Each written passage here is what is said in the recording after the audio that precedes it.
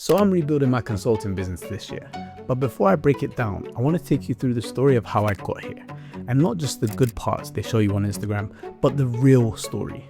The part where I built something up to do 6 figures a year and then watched a huge chunk of it walk out the door after one phone call, over a mistake I didn't even know I was making. So let's start at the beginning. Back in 2023, I stopped posting on my YouTube channel that had over 300,000 subscribers, and everyone around me, including my own dad, called me crazy because I just spent 6 years building that thing, and all with long form content, by the way, no short form. Because when I started posting videos back in 2017, TikTok didn't even exist, let alone Instagram Reels or YouTube Shorts, which I think came after around 2020. So that was all long form content, pure grafting. But during every second of it, I actually enjoyed it. You see, starting YouTube was the single best decision I've ever made, and it wasn't even my idea. It was actually my best friend Dan, who I did the channel with, who decided we should start doing YouTube together.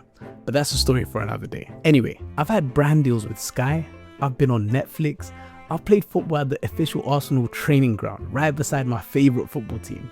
So I'll be honest, YouTube, it changed my life, and I did it all with my best friend. But the truth is, over time, things change. You change, your priorities change. And after about 6 years, internally, I knew making the content I was doing as a creator just wasn't for me anymore. I wasn't the same person who started it.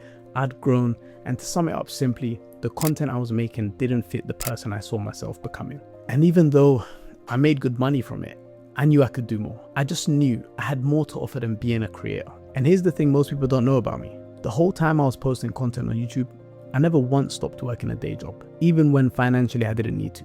I just couldn't justify doing YouTube full time when on average it took me about 10 to 15 hours a week, especially considering it didn't mentally challenge me much. And me, I love a mental challenge. So during my time as a YouTuber, the first 3 years, I want to say, I was working as a senior recruitment consultant at a healthcare company. That's where I first learned how to communicate effectively, how to persuade people, how to consult people. But back then, I had no idea that consulting would come back round full circle and become the business that would eventually take me out of a job. But anyway, at the later stages of when I was on the channel, when the channel was actually at its biggest, of course, I was the head of marketing at a different healthcare company, a pretty big one, doing multiple millions a year. So I say that to say I never stopped working because I knew I wasn't just a creator. I wanted to be more than just this one-dimensional person. Being a creator was fun, definitely, but I had a scratch it didn't know how to itch. I loved the challenge, I always have. Now, fast forward to when I'm making the decision to stop posting as a creator, back in around 2023. It wasn't a sudden one, of course, it took ages, but one day I decided I'm going to take a step back and decided I'd work on myself first before I made my next decision. So I took a holiday, I prayed on it, and then I went looking for the next thing. And quite soon after, I landed on something called YouTube consulting. I didn't even know at the time that people made money from it, helping other creators grow using the knowledge of having done it myself over the years. And there were people making money doing this that had never had a channel themselves. So I knew I could do it. The only problem was I didn't have a clue where to start and how to get any clients. All I had was the years of experience, and I'd given loads of advice out to people who asked me along my YouTube journey. But then I thought, if what I know is actually worth anything, somebody will definitely be willing to pay for it. So I started a Twitter page with no face on it, under a different name. This was before Twitter even became X. Shout out Elon. Anyway, I'd be on the train home from work and I'd just write these tweets about YouTube, just like a sandbox for my YouTube thoughts. Then I'd find these people tweeting questions about YouTube and I'd give them really detailed answers in the replies. I just wanted to know the value of my knowledge. And I've always also loved writing. So for me, it was kind of therapeutic in a sense. But over time, I started to actually get followers. I got to 400, 500, 600 people just following me for my thoughts about YouTube. I had no face, no attachment to my brand, and never once promoted it on my social medias. I was just this anonymous guy who was just talking about YouTube. So anyway, I'm doing this now, but I'm not making any money from it. Then one day I decided I need to do this properly, but how do I turn it into a business? So I went looking for a mentor, and I found a mentor on Twitter who taught people how to monetize their brands. And I paid him around $7,500, which might have been about 5.2 to 3K in British pounds at the time. And I'll be real with you, he wasn't the greatest. He had so many clients, but he gave me the frameworks that I needed. And even though he didn't have the most time for me, I was so deluded that I was going to make it work, that I was willing to put in so much volume, it wouldn't make sense for it not to work. So after about 6 months of helping people for free online, posting daily, doing outreaches to people, I signed my first paying client for a £50 consulting call. That's when it all clicked. I can do this. So I just kept doing more of it. More tweets, more replies, more outreaches. I even started posting on LinkedIn. And then by around June 2024, I signed my first high ticket client. And that's when I sat down with my boss at work in my marketing job and I told him I had to leave. And he was proper upset because we were actually quite close. And I always enjoyed that job. Couldn't say anything bad about it, but I had to go and chase this. So I let go of what was a promising certain career to chase this consulting business dream of mine. And I don't regret it one bit, to be honest with you. I went all in, and by the end of 2024, I had a good few clients and a consulting business on track to do 6 figures. I'd actually done it, but then I got lost in the sauce. Because here's what they don't tell you. When those clients start coming in, you get so buried in the client work that you stop doing the very thing that got you the clients in the first place, which for me was posting content on Twitter at the time and also on LinkedIn. But I just stopped completely and I put everything I had into delivering results for my clients. Now, looking back at it, it sounds stupid, of course, but you can only say that in hindsight, not when you're in the weeds, working, stressing to deliver your client results. And the clients were getting fantastic results, but it never once crossed my mind that any of these guys could just walk whenever they wanted for whatever reason. And I had nothing to replace them with, nothing lined up, no conversations going. I wasn't posting any content. I had no system, no leverage. It was just me in the trenches dealing with my client work. And then it actually happened. My biggest client, who was an 8-figure entrepreneur based in the US, called me one day and told me he wanted to scale his operation and create a whole content team in-house. So I had 2 options: either go in-house with him and let go of my business, or help him find my replacement and step away. So what did I do? I helped onboard the person replacing me. And me and Mark, we went our separate ways. But I'll never forget Mark, because working alongside him taught me so much about not only business, but life. So Mark, if you're watching this, you changed the way I think about so many different things, and I'll always appreciate you for that. Mark was a dad. He had a family, lived out by the beach in California. He had the life. He made it in his 20s. He was a millionaire. Then he lost it all in the 2008 crash when I was about 10 and I didn't know anything about business. Then he rebuilt it all the way back up even higher to now being worth multiple millions again. And working with him taught me more than he even realizes. So thank you. But when he left, the thing I'd been avoiding was just there, right in front of me. I hadn't built a business. I'd built a job, one that paid well, yes, but one that could also vanish in a single phone call. I had a life built around my business, when what I actually wanted was a business built around my life. All I worked on was client fulfillment. I didn't have time for anything else. So once we parted ways, I took a step back and stopped trying to sign more clients into that business job that I had. And I started looking for different ways to do things. And it's almost like the universe started leaving me clues. And the first clue was me coming across this random Danish guy, Frederik Pahus. What a great name, by the way. But he'd put out a video on why he'd just burned down his own agency. And from what I remember, I'm paraphrasing, but he moved to Dubai. He had this big team, loads of clients, but not the greatest profit margins. So he was having huge months on paper, but not actually taking home huge amounts. So one day he burnt out, fed up, and just burned the whole thing down, the whole agency. And watching that story shocked me, that somebody even further than me, way ahead of me in this journey, had an even bigger F up than I did, to be honest with you. And I related. I really did relate. And so I decided to randomly message him my appreciation for the video, and we just had a quick chat.